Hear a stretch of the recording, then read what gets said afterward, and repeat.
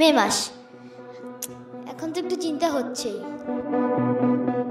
4 মাস চিল করলাম, কিছু বললাম না, যদি খারাপ রেজাল্ট করি। সামনে তো এক্সাম, কি করি, কিভাবে যাতে পড়া শেষ করবো বুঝতেছি না কিছু।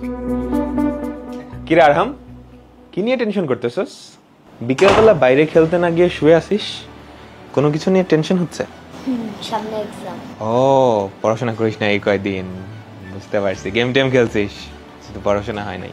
ভয় পাইস না, ধর সারা বছর যদি পড়াশোনা নাও করিস, কিন্তু পরীক্ষার আগের কয়েকদিন যদি ভালো করে স্ট্র্যাটেজি নিয়ে পড়া যায়, তাহলে পরীক্ষা ভালো রেজাল্ট করা সম্ভব। আসলে আমি নিজেও করছি যখন তোর মতো ছিলাম।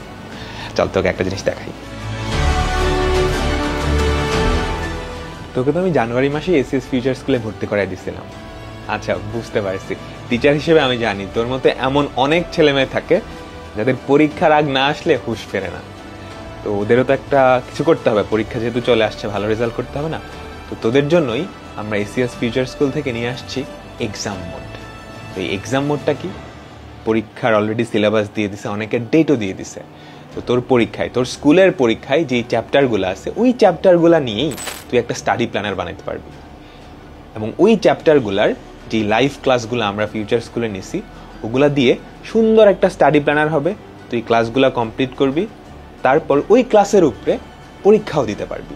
তোর প্রিপারেশন নেওয়া হবে, যাচাই করা হবে। এখন যদি তোর এই অবস্থা হয়, ভাই ক্লাস তো অনেক লম্বা লম্বা, এত ক্লাস তো শেষ করতে পারবো না, তাহলে যেটা করতে পারবি, প্রত্যেকটা চ্যাপ্টারের উপর একটা করে ওয়ান শট রিভিশন ক্লাস আমরা অ্যারেঞ্জ করতেছি, যেগুলো দেখেও তুই তোর পরীক্ষার জন্য একটা রিভিশন দিয়ে দিতে পারবি। আর একটা জিনিস বাকি থাকে, সেটা হচ্ছে সাজেশন।